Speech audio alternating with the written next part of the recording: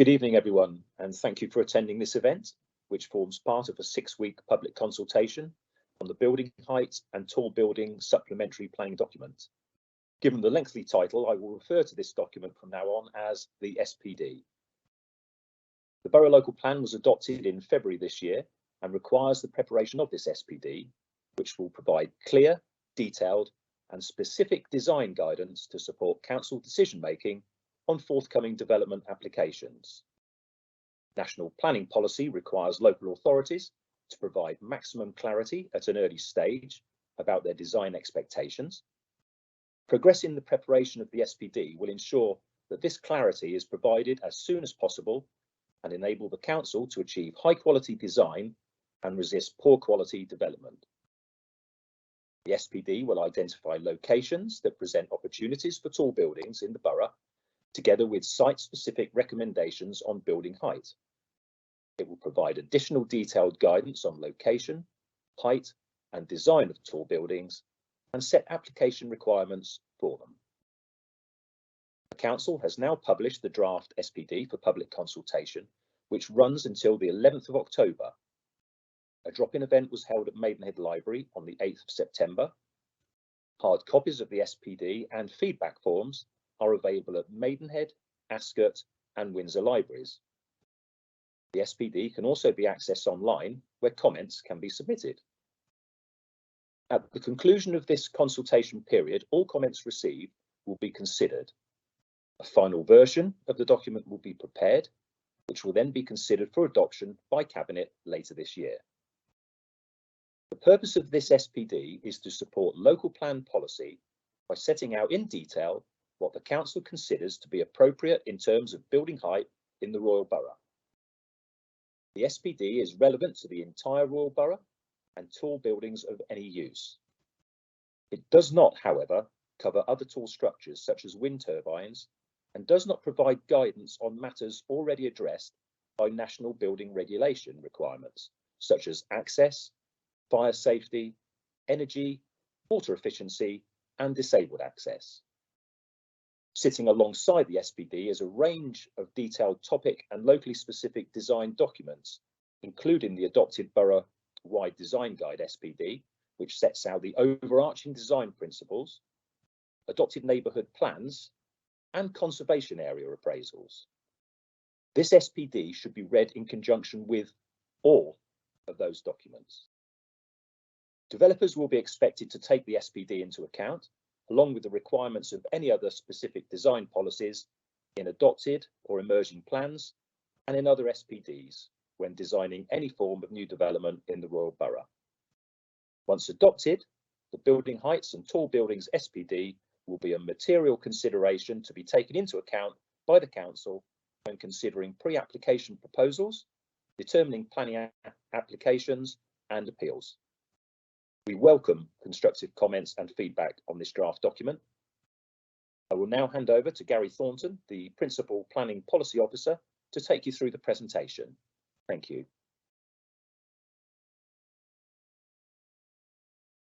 Thank you, Councillor Haisler. Good evening, everyone. Thanks for joining us. Again, my name is Gary Thornton. I'm a Principal Planning Policy Officer here at the Council. And as Councillor Haisler said, the presentation this evening forms part of the public consultation on the draft Building Heights and Tall Buildings Supplementary Planning Document, or SPD. So the presentation tonight is going to provide us with the opportunity to talk through the purpose and content of the draft SPD document and to answer any questions that you may have in relation to the document or the consultation in general.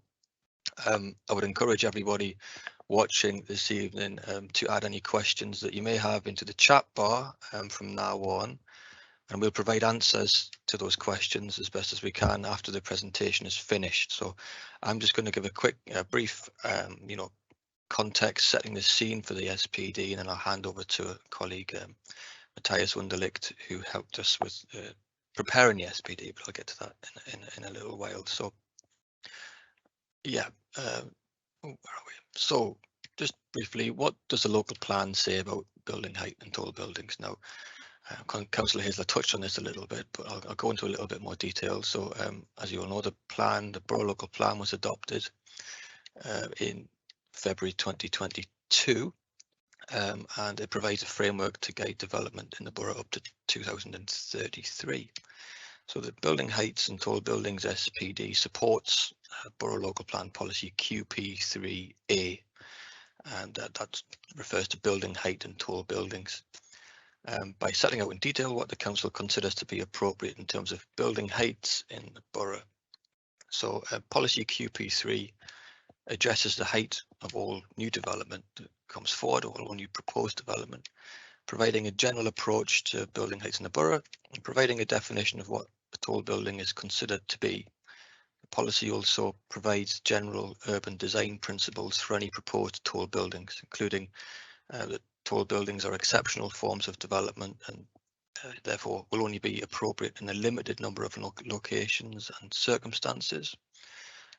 To be acceptable, tall building proposals will need to be part of a comprehensive approach to development and placemaking and have a clear purpose, and that proposals for tall buildings must be of the highest quality of design. However, policy QP3A doesn't provide detailed comprehensive guidance on what is considered appropriate in terms of building height and tall building design. So to that end, clause 10 of policy QP3A specifically states that further details and guidance on the application of this policy will be set out in a building height and tall building SPD, which is the document that we're consulting on now, the draft document. So in terms of just providing a little bit of context, a supplementary planning document adds further detail to the policies in the local plan. You can't change them. They're used to provide further guidance for development on specific sites or on particular issues such as design, or in this case, tall buildings and building heights. So supplementary planning documents are capable of being a material consideration. In this case, this would be in planning decisions, but they're not part of a development plan. So the process of producing an SPD is set out in the regulations 11 to 16 of the Town and Country Planning, Local Planning England regulations 2012. But in brief, a draft document is prepared and is then subject to at least 4 weeks public consultation. In this case, 6 weeks due to the school holidays, or starting the consultation during the school holidays. And any comments received will be taken into account before a final version is then adopted by the Cabinet. Unlike a local plan, SPDs aren't subject to independent examination.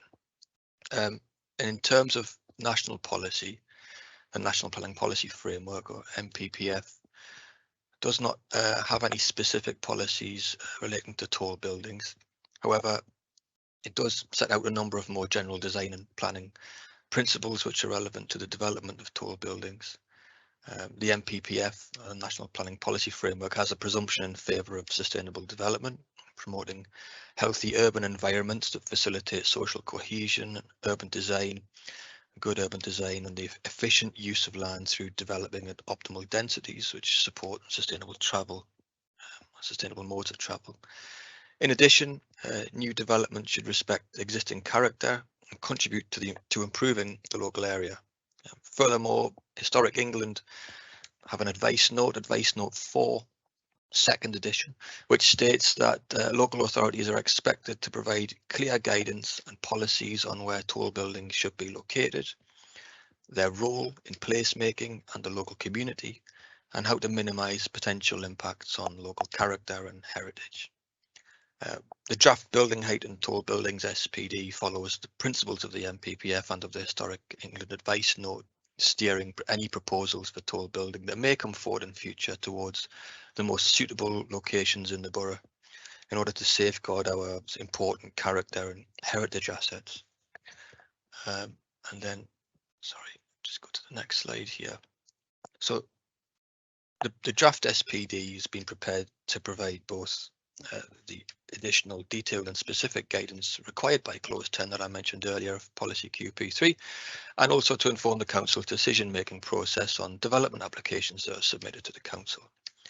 So the draft SPD has 5 main purposes. to identify what parts of the borough are appropriate for tall buildings in principle, to guide the appropriate location and height of tall buildings, to provide clear objectives and design guidance for tall buildings, to highlight the heritage and townscape elements that should be considered in relation to tall building proposals, and to identify areas that can accommodate a general increase in context heights and thereby intensify the urban fabric where appropriate. So the draft SPD is, like Councillor Haesler mentioned, relevant to the entire borough. Tall buildings of any use that are proposed. It only covers aspects of tall buildings that are specific to RBWM. Does not provide guidance on matters already addressed by national building regulation requirements, as we've touched on. So once adopted, the SPD will be a material consideration to take into account by the council. And one thing I'll just quickly say is that the draft SPD is based upon a building height and tall building strategy and a building height and tall building technical and baseline study produced by Urban Initiative Studio. They're an internationally recognised urban design and planning consultancy based in London, and they work across the full urban design spectrum from strategic thinking at wider city, town and district level to development of specific urban design solutions at neighbourhood, street building scales. So they work across the United Kingdom, Ireland and Europe. So and they kindly agreed to help us to give the presentation tonight to give a bit more detail on the content of the SPD and methodologies employed throughout the document. So at this point I'll pass over to Matthias Wunderlich, who's a director at Urban Initiative Studio, and he'll talk to that for us. So I'll just pass over to you, please, Matthias. Thank you so much. I will attempt to share my screen. Let me see if that works. Apologies for the slight delay. I hope you can see my screen. Harry, can you give me a thumbs up? Is that visible? Okay. Hello, everyone. As Gary said, well, my name is Matthias Wunderlich. I'm a director of Urban Initiative Studio, and we are, urban design practice. And one of our specialism is to actually advise local authorities on tall buildings, and we've done this in many places. Windsor Maidenhead is one of them.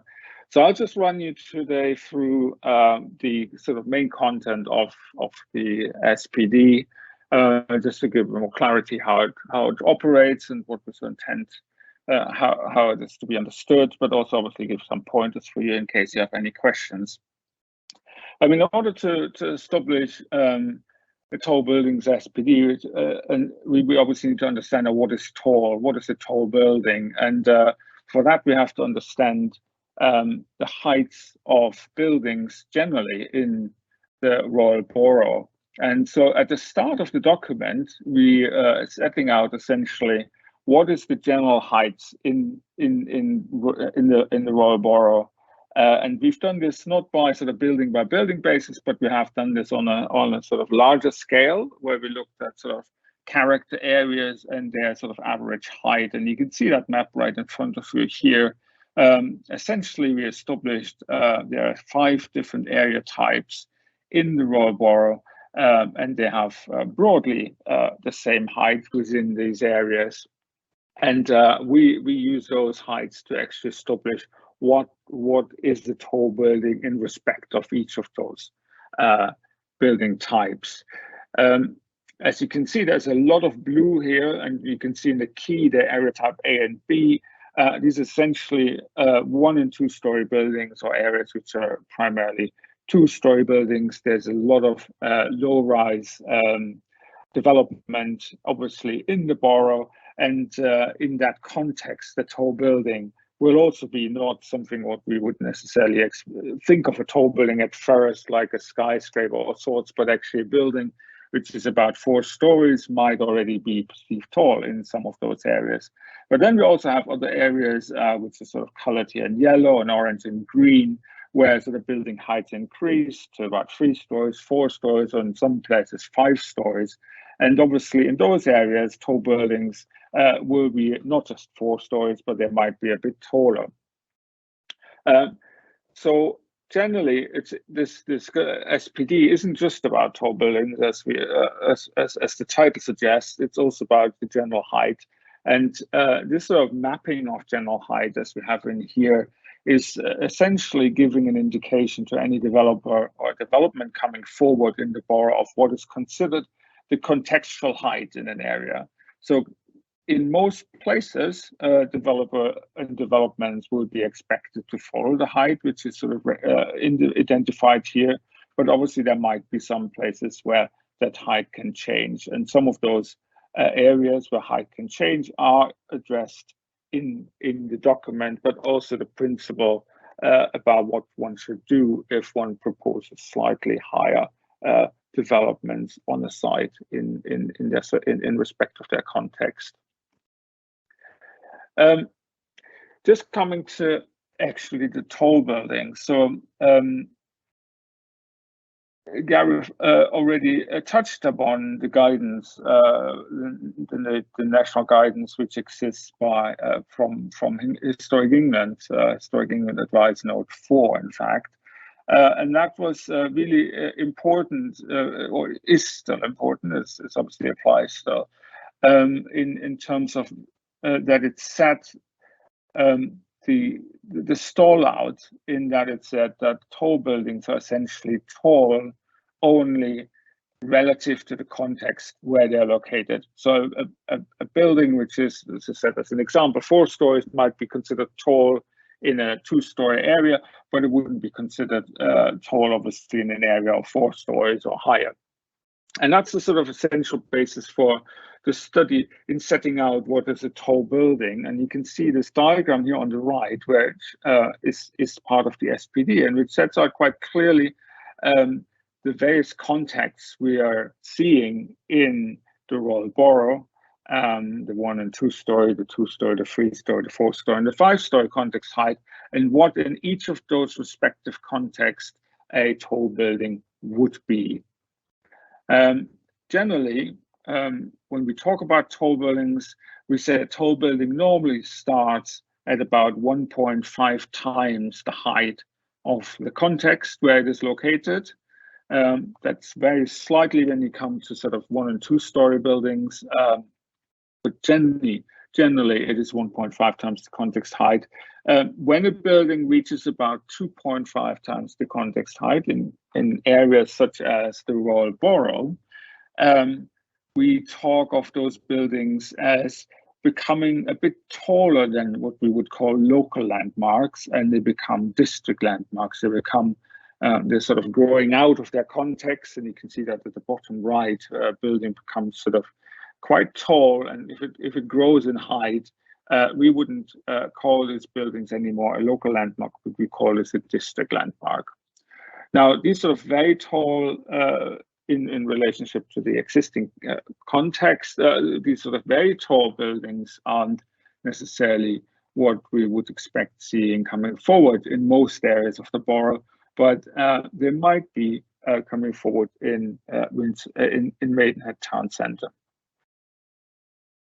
The SPD has a table which essentially sets out for each of those area types, these height types I showed you earlier with those various colors. It sets out essentially what the heights would be of what we call a local landmark.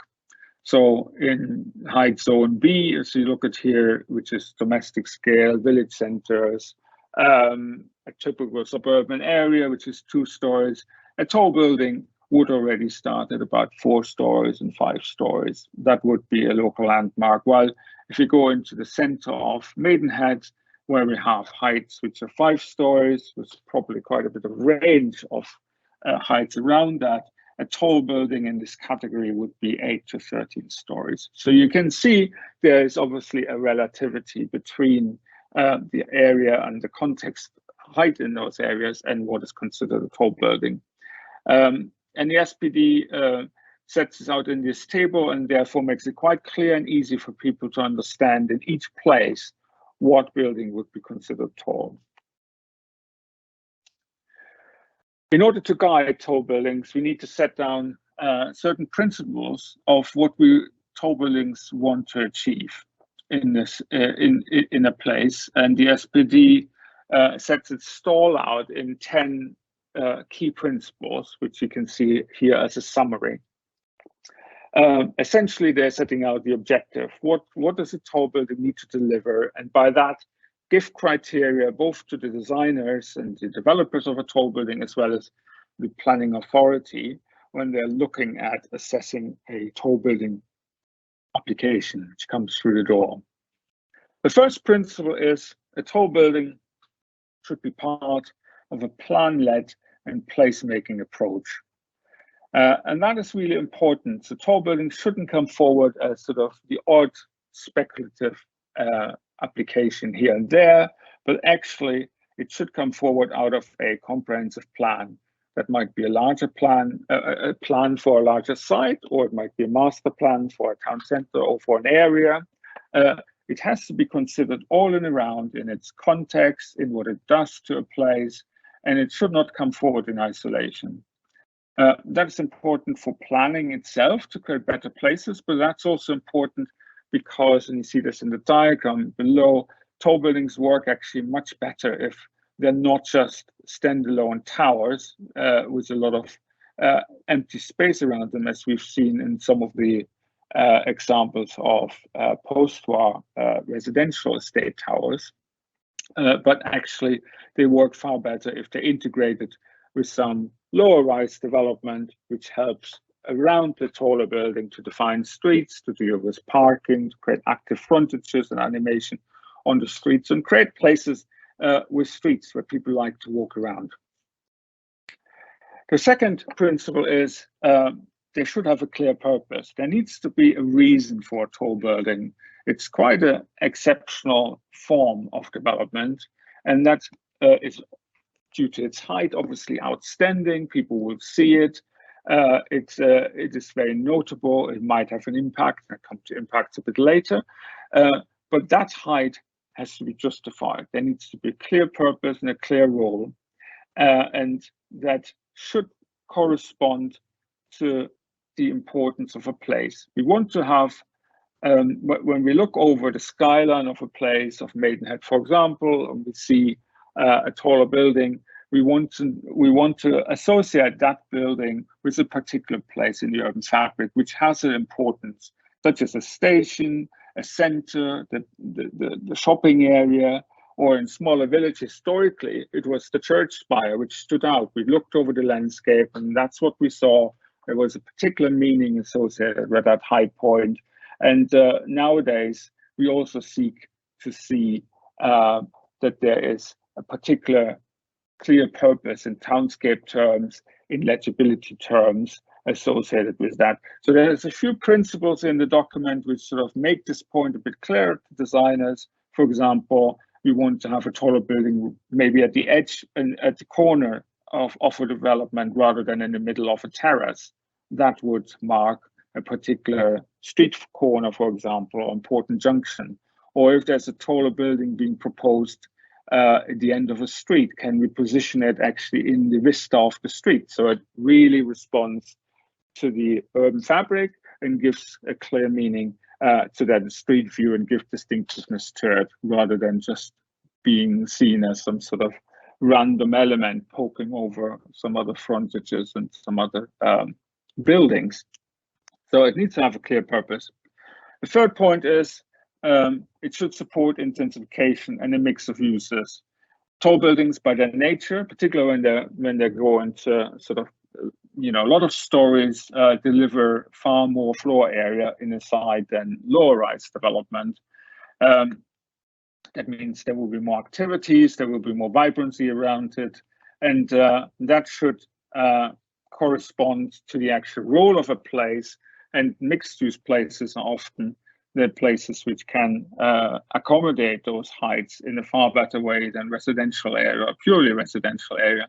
But also because we look at those taller buildings and we see them as landmarks, and they mark certain places. Once we arrive at those places, we expect something to happen there. So the minimum we would expect in larger, taller buildings is that there's active floor space in the ground floor. Maybe it's a corner shop, a cafe, or maybe a more important function. But there's something for people to find when they follow this sort of signal and the tallness of a building around. The fourth principle is about the heritage and the townscape and the landscape character and assets which we have in the Royal Borough, and obviously we all know there are quite a lot of those. Tall buildings, because they're standing out over the roofscape, might become visible, and views might become visible, landscapes might poke their head into townscapes, into other streets nearby. Hence, it's very important that those impacts, when a tall building is proposed, are fully understood and tested at the time of an application, and that also tall buildings aren't promoted in areas which are inherently so sensitive that any tall building would immediately be harmful. For example, you know, the view up to Windsor Castle obviously is one of those examples. You don't want to have any tall building raising its head and its view over the roofscape as there is. The fifth principle is once a tall building is being proposed in an area, it needs to look very carefully around how this impact it creates through its height responds to the actual character and townscape around it. It should, in principle, avoid stark contrast. You can see this in these diagrams here. So if you've got like 2-story buildings having a 4-story block sitting right next to it, creates quite a strong contrast. That's not what we'd like to see. If it's appropriate to have 4 stories in this location, we'd like to have a stepping of height so that actually that contrast is mediated through an interim height building, or we'd like to see buffers being established like a street or a little park or other means which minimize that sort of contrast.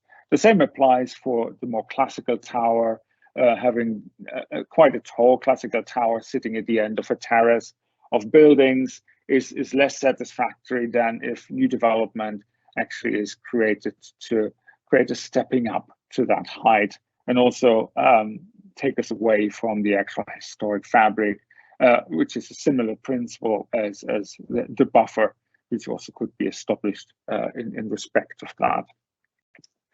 The next principle is, again, focusing on the impact of a tall building on the skyline, on views. And there's a few aspects which are important. One of which is illustrated here on the left.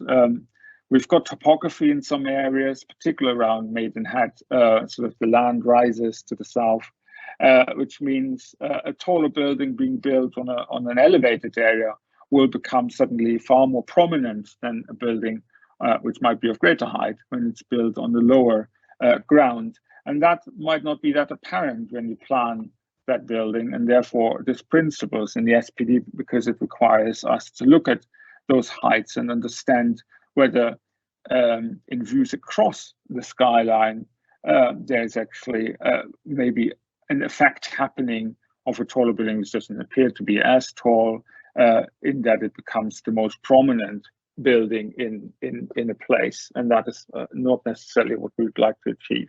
So we need to look at the elevation of buildings and their height above sea level. It's an AOD height, as they're called, to understand its actual height. The other principle is to do with if we've got areas where quite a few tall buildings come forward, so not just one, and the only place where that is in fact a real proposition is Maidenhead. We need to look at how they sit in relation to each other, and in particular we need to look what it does to the skyline. And what we found is when you cluster tall buildings, clustering is a principle of grouping them in a small area, you can manage far better the impact of tall buildings on a skyline, because you obviously limit the taller element in certain geographic areas and don't allow sort of a fragmentation of the skyline where tall buildings happen here and there and pop up without clear sense of hierarchy. But we can also establish some rules within clusters and say, well, there should be a central building in that cluster, which is the tallest building, and everything else should sort of step down to create that sort of classical cone shape, which we see in well-designed clusters, but also to reduce the actual height of the taller buildings at the edge of a cluster, and by that visually mitigate and reduce the contrast with the surrounding urban fabric. Tall buildings are places where people going to live or work, more likely to live, because a lot of tall buildings are residential, and it's really important that one looks at the quality of the places which are created through those development. And because tall buildings stand out, they have greater impacts on some aspects of the amenity and the quality of places than, for example, a contextual development has. One has to do with wind.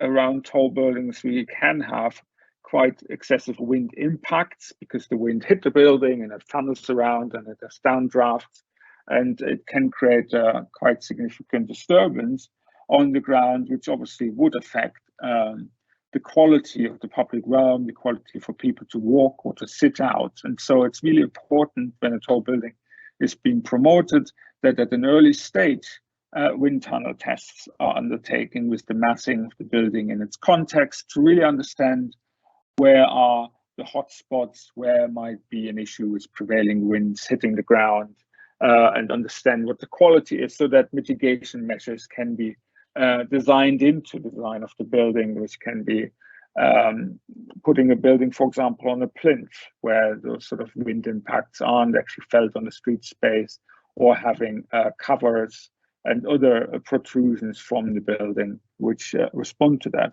Other impacts which also need to be looked at is the impact of a tall building in terms of the privacy of residential areas and residential properties nearby. Because it's a very tall building, it can be quite imposing and can detract from the existing quality of a residential area, in particular of outside spaces. So that principle is explained in the SPD. You see that little diagram here, which illustrates one aspect. You don't want to have a tall building sort of overlooking a private garden and being in the face of basically the people who want to enjoy their private garden and then being sort of overlooked by all the residents in this building. So it's very important to focus on and as planners to look at the quality of the environments which are created around the tall building, both within a scheme as well as on existing residents and other neighbors. When it comes to how a tall building sits to the street space, we want it to be a positive response.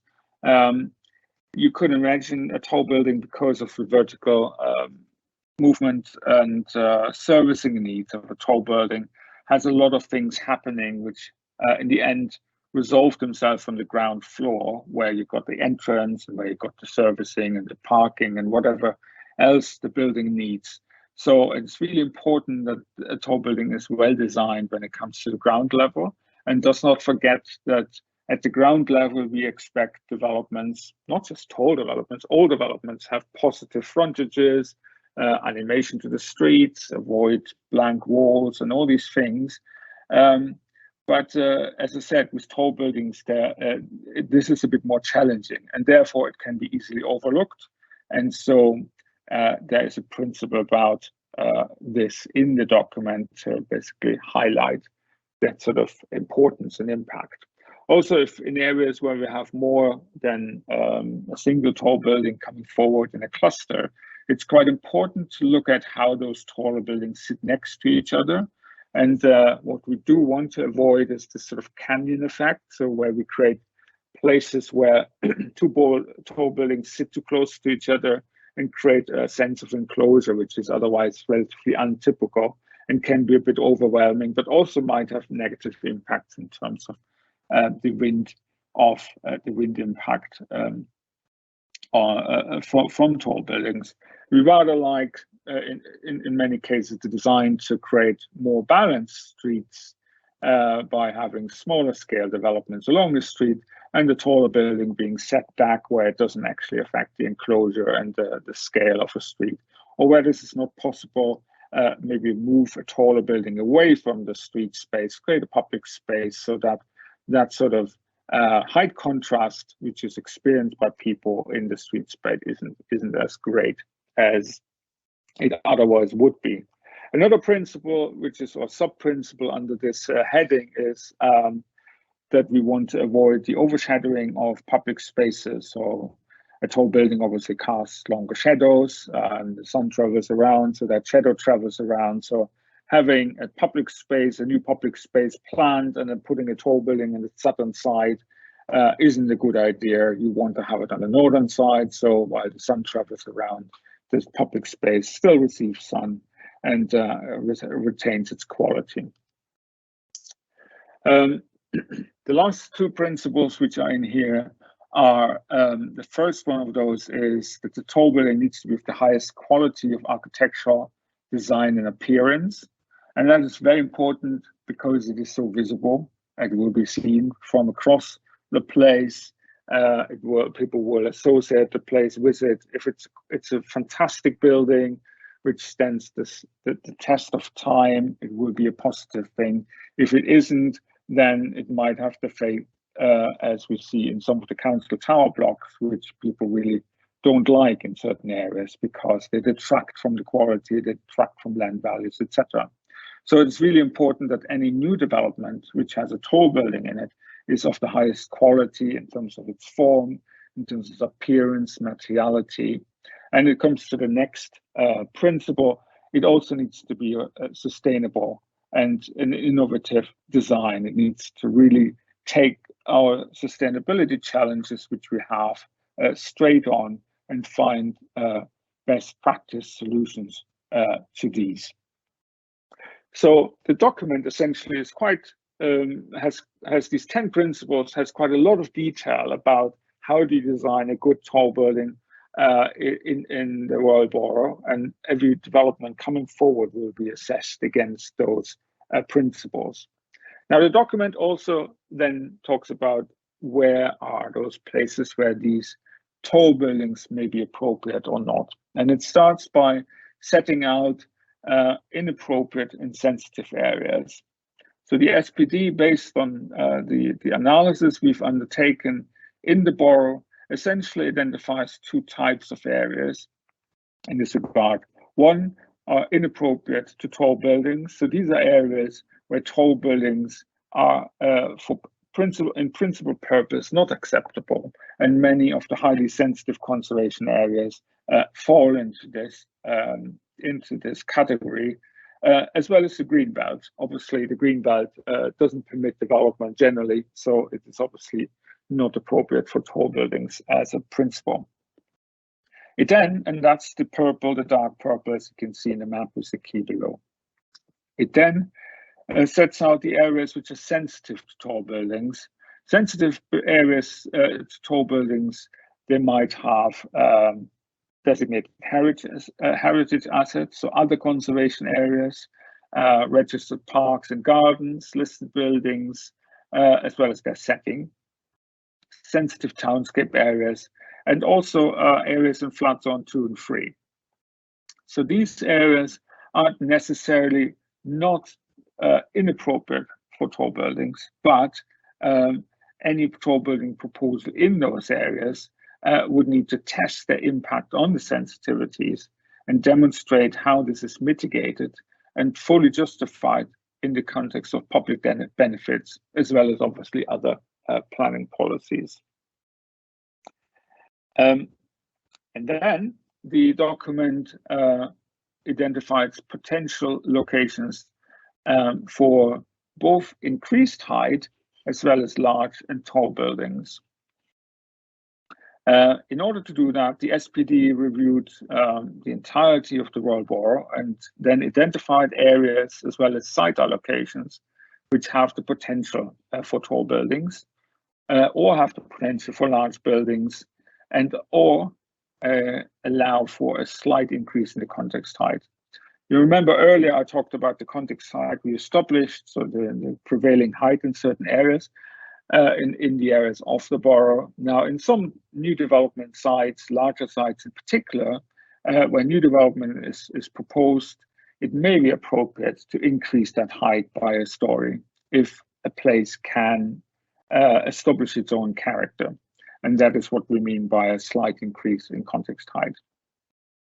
So the SPD has this diagram, which identifies all the areas where any of those three aspects apply. And you can see them here in yellow as well as with the outline. And for each of those areas, it is quite specific. It provides a large table, which for each area essentially sets out, is this area appropriate for a large or tall building? And if so, it gives the height.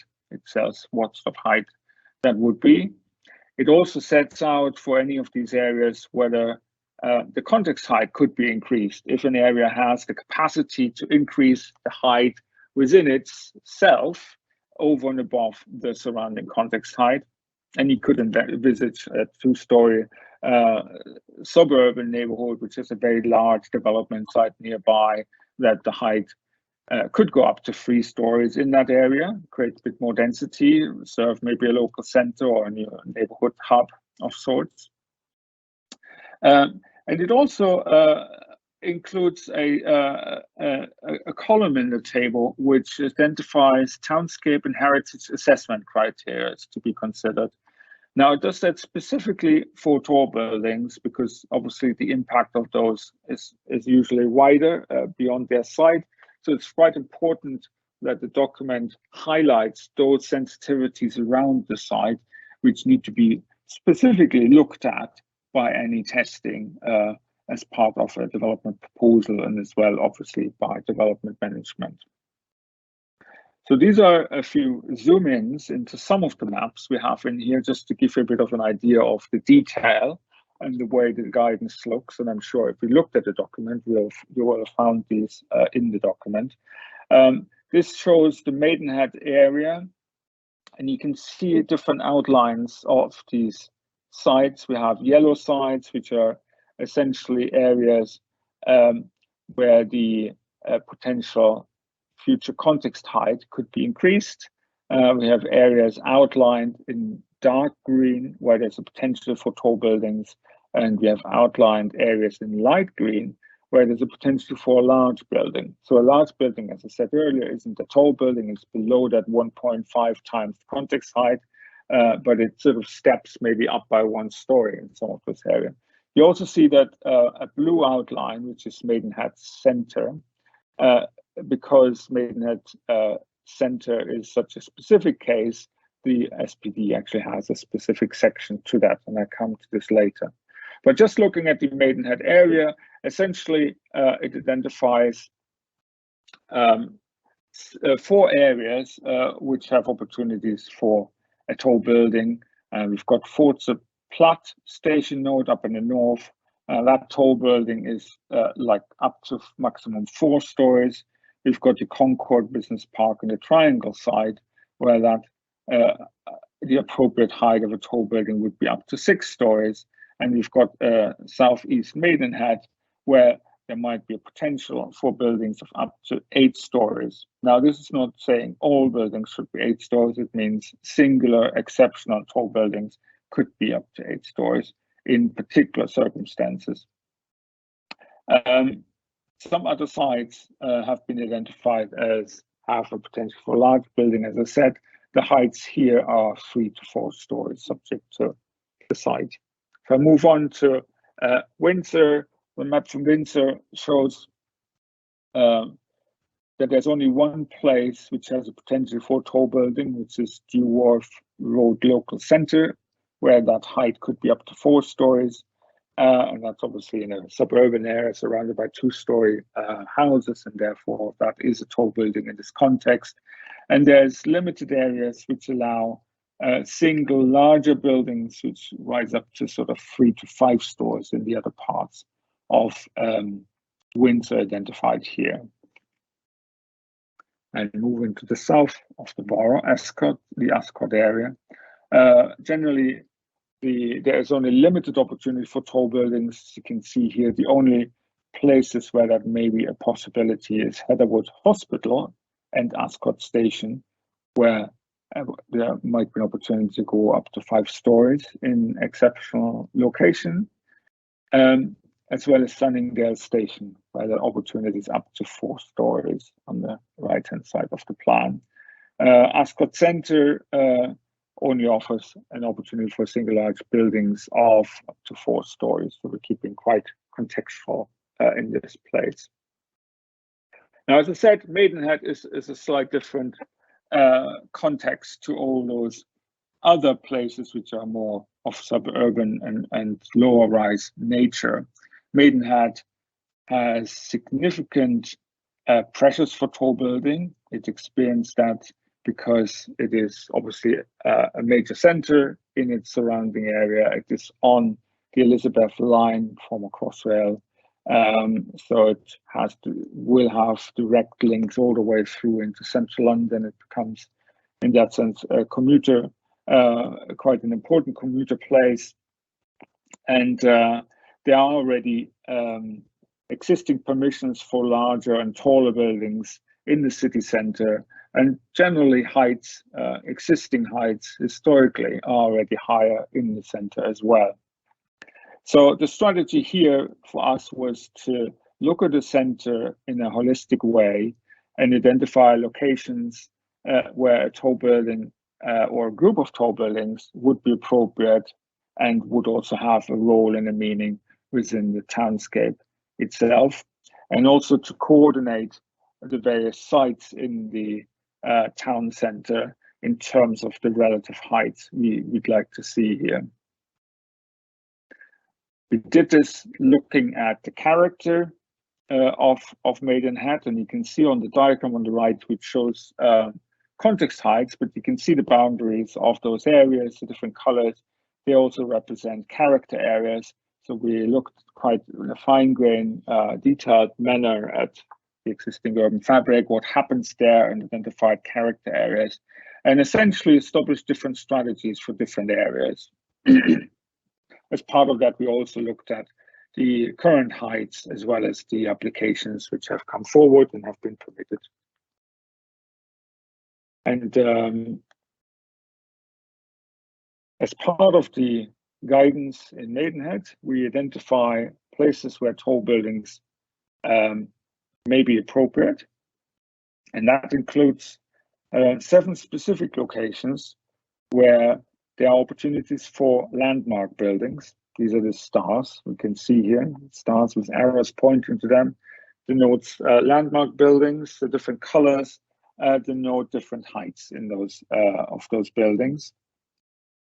Landmark buildings, as I said, should have a particular role, and so they're placed in certain locations to assist with the orientation and wayfinding, to mark arrival points into the town centre, help with legibility, people finding their way, but also are means to contribute to identity and changing character as well as placemaking. In addition, we identified 3 clusters for tall buildings, which you can see on this diagram as these areas which are hatched in blue. There's a dashed outline. And each of those clusters is anchored on a single or a few related taller buildings, landmarks, which you can see as well. As I said, 3 clusters have been identified. The town centre cluster right in the middle of the town centre, or the Nicholson Centre, which is promoted for redevelopment. The Northern Gateway cluster up at the northern fringe of the city centre, of the town centre, apologies, and the station cluster, which is a smaller cluster right next of Maidenhead's railway station. For each of those character areas, the document is quite detailed, and I'm not going to go through every detail here. I'm just giving you the sort of overview. Each character area has a very large text box, which essentially sets out the specific guidance on heights, as well as where relevant on the configuration of clusters for the relevant area. It describes the opportunity for change, what is actually happening in this area. It sets out what the future general height in an area in this area could be and how it should step down and relate to the surrounding context. And it obviously establishes the tall building potential and sets out the actual heights of tall buildings which are appropriate in this area, as well as it's in this case, as you can see, it talks about the cluster area, the cluster principles, so that heights have to step down and what buildings a cluster should be anchored on. And importantly, in the last column here, it sets out the heritage and townscape criteria. So it basically identifies the sensitivities which are really important to be considered with any proposal which is being promoted in this place. Only proposals that satisfy the site-specific and general design principle in this SPD will in the end be deemed appropriate, but obviously other planning policies will also apply, and the planning authority will undertake the balanced approach in decision making. And that brings me to my last slide. So right at the end of the document, essentially it sets out what are the application requirements. So if a developer intends to bring forward a building which would be considered tall, he will need to go for a pre-application process as described in the document. Specifically, it asks that there's to be an extensive pre-application process with the council. So at an early stage, developers should come to the council to say, this is our proposal, and start setting out their rationale for it.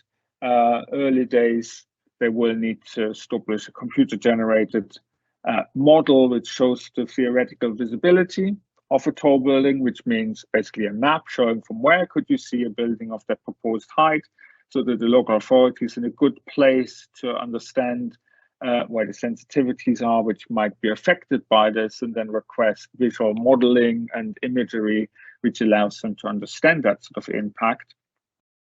It also requires proposals for tall buildings to have minimum 2 design reviews. So that means a panel with experts, outside experts, where they present their proposal right in the beginning of the strategy where the tall building is proposed, as well as then it has then reached its sort of mature stage of design development prior to the application submission, obviously.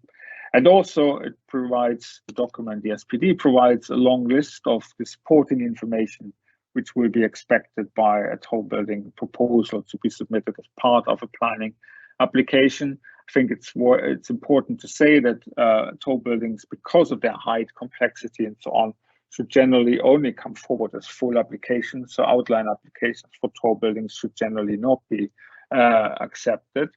But then a tall building will need to come with a tall building statement.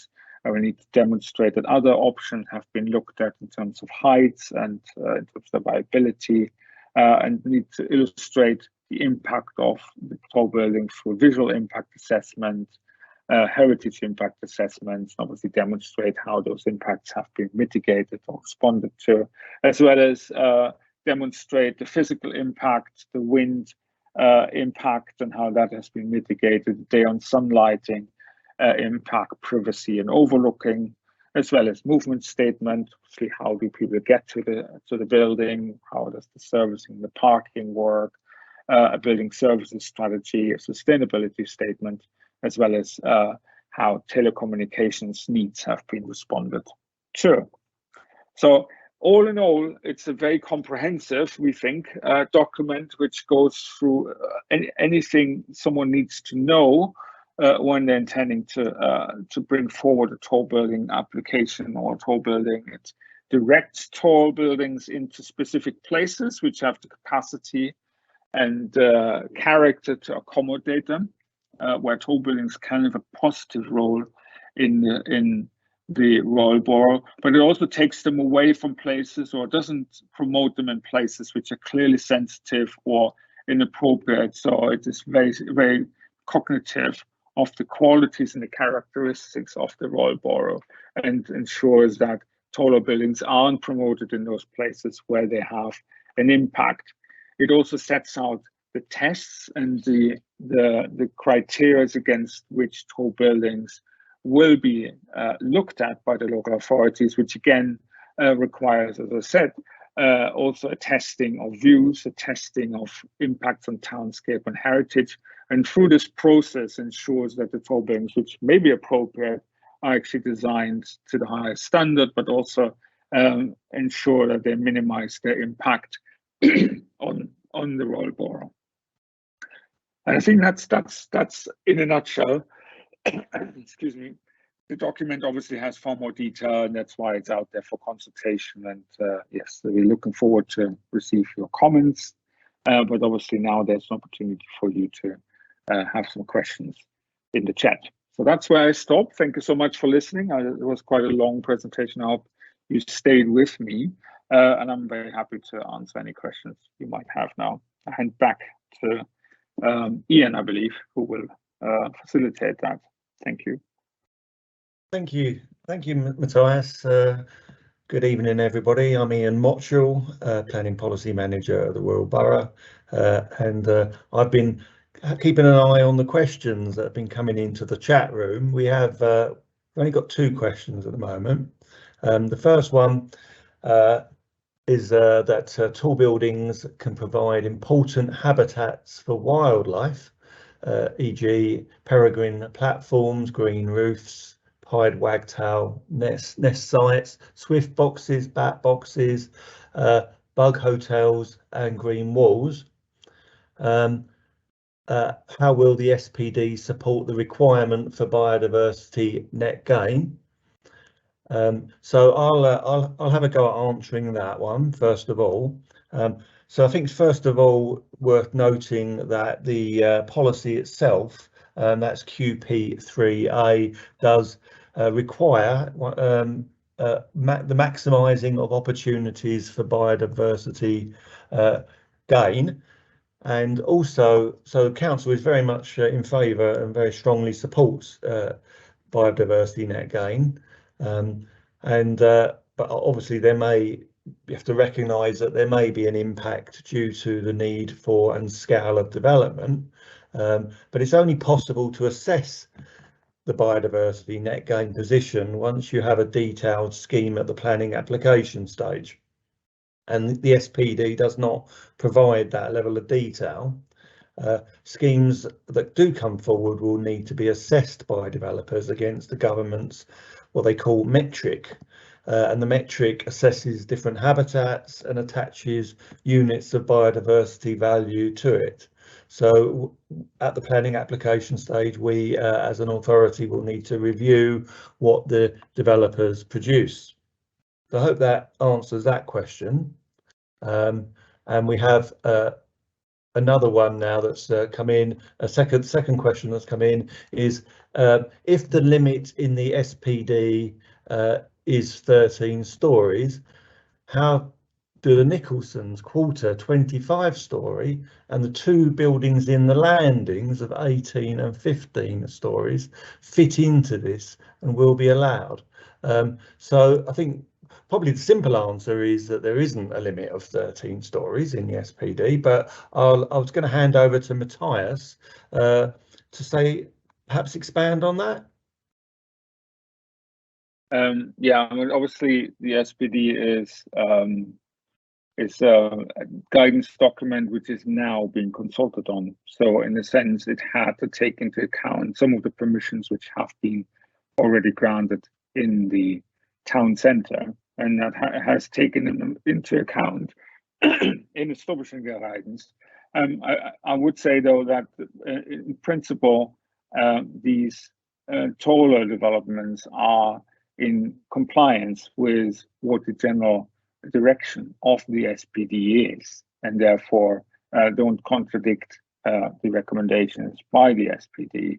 The SPD takes those taller buildings into account, and the guidance doesn't contradict these taller buildings as they're coming forward.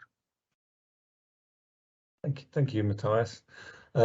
We've got a third well, two more questions have come in while we've been talking. The third question, anonymous comment, the tall building SPD provides for the potential for tall buildings on a local plan site in Cookham, where there yet are no buildings, indeed no application of available building plans. How can you determine the possibility of tall buildings without knowing the context heights and the design of the intended properties?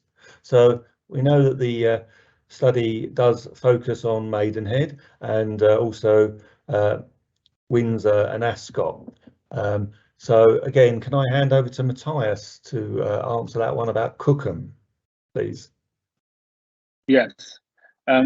As I said, we looked at each of those areas and we established the potential for change in some of those areas based on what can be expected to be brought forward in some of those places.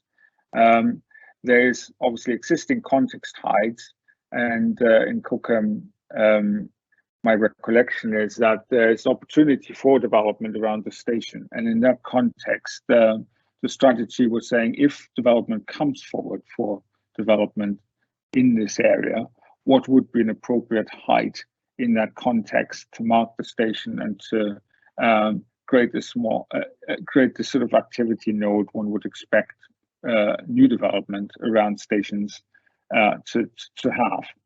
So that is the sort of the background to it. Now we looked at that in the context of heights which are in the area and established the threshold where we think it shouldn't be higher than X, and that's what went into the guidance. It doesn't necessarily mean that a building of that height in the end will be found appropriate there, because every proposal, every application, as I said in my presentation just now, will need to go through that process of testing.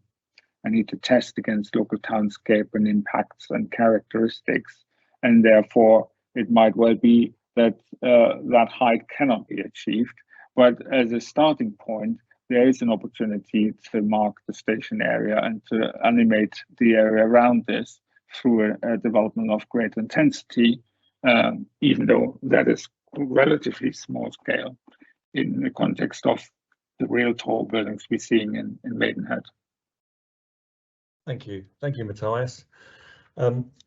Now, fourth and final question at the moment is asking participants to identify themselves and disclose who their employers are and who's remunerating them for their attendance tonight. I'm not sure it's appropriate for everybody to have to do that if they're a member of the public, for example, or they're attending for a developer, but nevertheless I can confirm that Matthias van der Licht is being remunerated. He is our consultant who produced the documents for us, and he is being remunerated for attending tonight. I can confirm that. So obviously officers are not getting paid anything extra as to what they would normally be paid for as part of their salary. So apart from that, at the moment, I believe that they are the only questions that we've got tonight. So I'll give everyone a few more seconds in case there's a final question that people would like to ask. But it doesn't appear that there are any more. So on that note, what I'll now do is, we have some new questions that have just come in. Let's just review these quickly.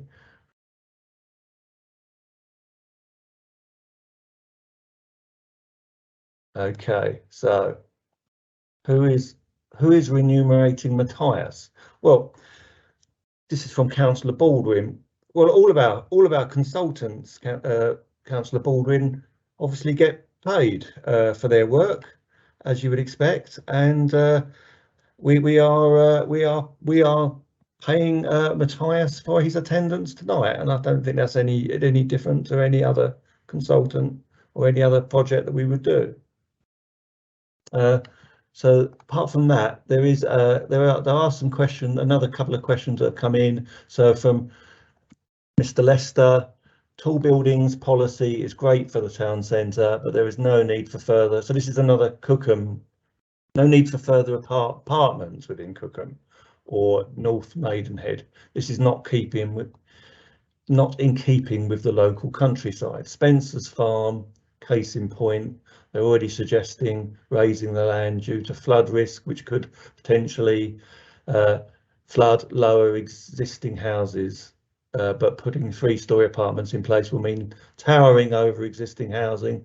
This isn't right when the plan goes into great detail about keeping appearances, minimising impact on current housing. So the Spencer's Farm development is of course an allocation in the borough local plan, and it has a stakeholder master plan adopted for it, that again I could hand that I can hand over to Matthias to deal with that, but I believe it's covered in the draft SPD, that site. Yeah, I would need to look this up myself to understand the specifics of that site. I think, as we said, it is a fairly large site as far as I can see on the map. In those circumstances, there's an opportunity for large sites to increase heights within them because they can set their own character. And it's really important that development makes sufficient use of land and is sustainable. And in that context, greater building heights, even if it's just stepping from 2 to 3, might be an opportunity to achieve this. Now, as I said before, this doesn't say that all buildings should be of that height, and it doesn't necessarily say that it's possible because you need to do those tests in terms of landscape and impact and character. However, those large sites in the borough allow the borough to increase and respond to the housing need, which we have not just in the borough but in the country. And every side needs to optimize them, and that is a view very much set at the top by the Mppf. And therefore, we looked at the opportunities where large sites came forward, and whether there are opportunities for slight increases in height, and that is what's explained and set out in the document. Thank you, Matthias. We've had a flurry of late questions, and I've got to try to see if I can just to work out which ones we haven't answered yet. So there's another question about Cookham, which is that the SPD provides for the potential for tall buildings on a local plan site in Cookham, where there are as yet no buildings, indeed no applications of available building plans. How can you determine the possibility of tall buildings without knowing the context heights and the design of the intended properties?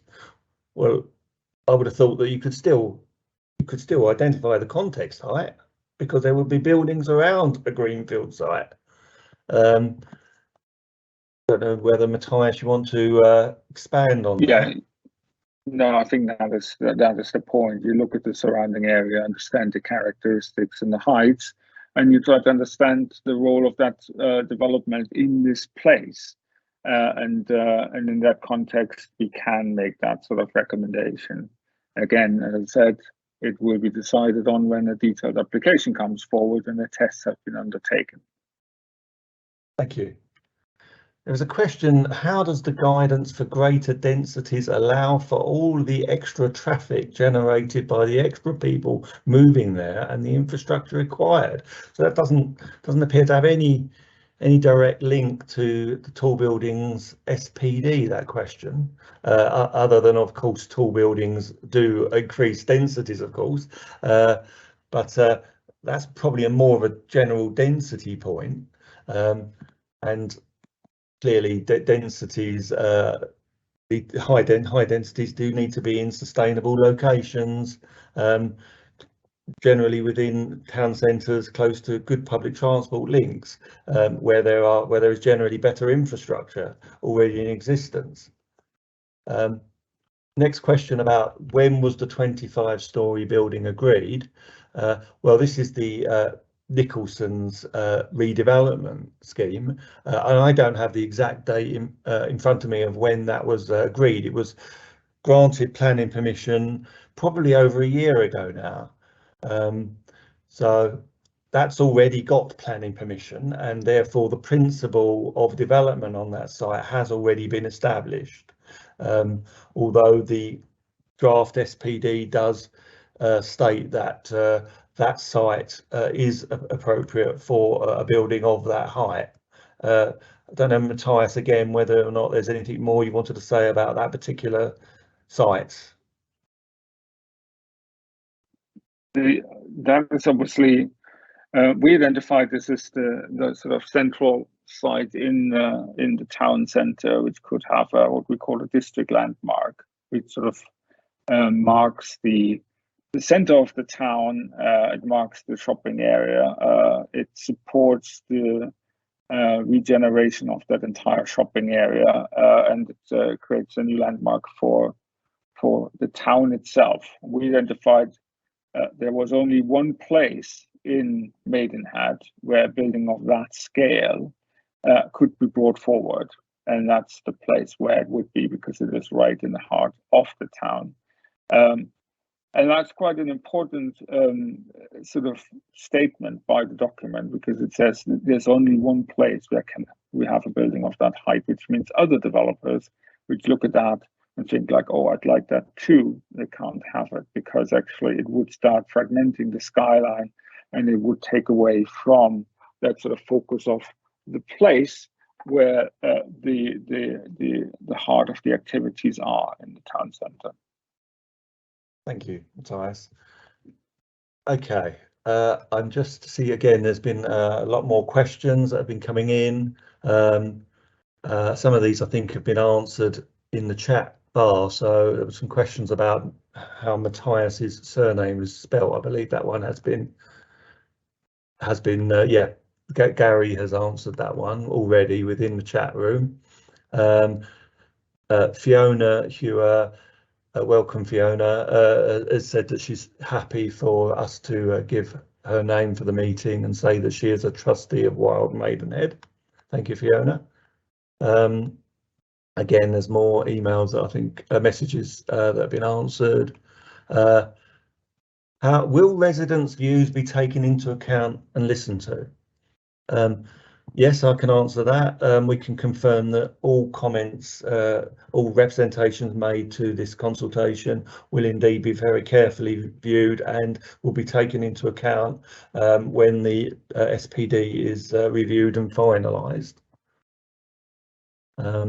Question here, tall building SPD provide, this is a Cookham. I think I've answered that one already, haven't I? This is about Cookham. Yes, I've answered that one. Summarise the differences between the old MTC 06 tall buildings policy and the new policy.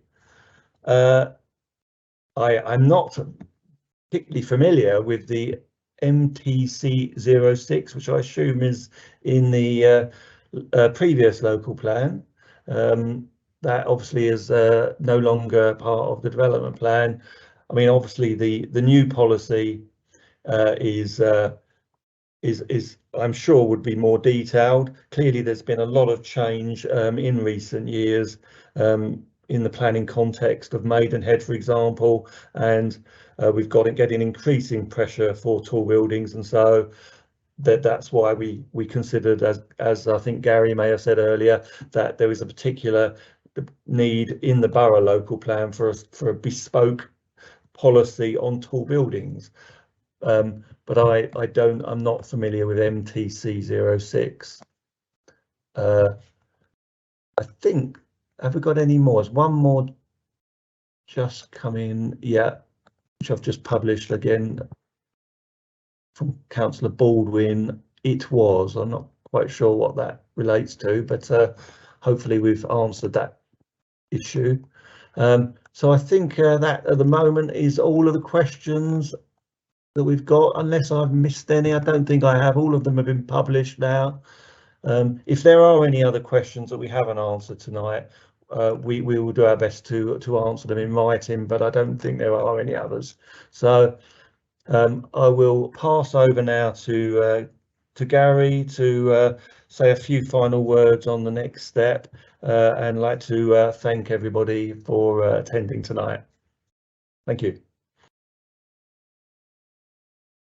Thanks, Ian, and yeah, just reiterate that thank you all for coming along and viewing tonight, and thanks to Matthias as well for that presentation, which I thought was very comprehensive and useful, so thanks for that. But just in terms of how to comment and what happens next, so as we've mentioned a few times, that the SPD, the draft SPD, has been published for consultation for 6 weeks, so I'd encourage everybody listening to submit any comments that they might have or representations on the SPD document by midnight on the 11th of October. Yeah, obviously all the information and all of the documents that we've been referring to tonight, including the SPD and the support and strategy and technical and baseline study, are available on the website, as well as the representation forms and links to our online portal. Failing that, there's public access computers are available in Maidenhead Library, along with hard copies of the response form and the SPD document too. So yeah, if that's more suitable, then please do fill in a hard copy and send them to us. Oh, sorry, submit them to the library, and we'll get them from the library. But as Ian mentioned before, in response to one of the questions, that all responses will be carefully considered. This is a consultation. We're trying to solicit your views, and we'll take them on board, and a final version of the SPD will be prepared. We're hopeful that the SPD will be adopted by Council later in the year or earlier in the new year. And obviously, again, just repeating myself, but to allow our colleagues in development management to have more guidance, and should any more applications for tall buildings come in. Yeah, that's the expected time frame. And yeah, please do submit as many your representations, because we're keen to hear them. So thanks very much again to everybody. I think at this stage, if everybody's okay with it, I'll pass over to Councillor Haisler just for some goodbyes, or is there anything else, Ian, that you wanted to add to that? Sorry. Yeah, just wanted to say one more thing, which was I think Councillor Baldwin is again asking about who is remunerating Matthias Bunderlicht, and I thought I'd answer this, but maybe I haven't. He's being remunerated by the council, by Wilborough, Windsor and Maidenhead, for his time in attending tonight. And as I said earlier, that is no different to any other consultant that we would employ. We would not expect our consultants to attend meetings such as this free. It's only right that they are paid a reasonable amount for their attendance. So that was, I think, there may be some last other questions. Let me just see if there's any other. We've got another question that's come in. What is the longevity of people coming into Maidenhead to stay? I think what that question is asking is, how long do people stay in Maidenhead who move here? Well, that would obviously depend. I don't think we can't answer that. It depends. People will stay for different lengths of time. Are there any other late questions?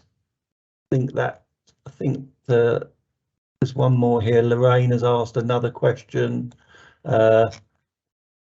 We have not been listened yet. How will this consultation be different?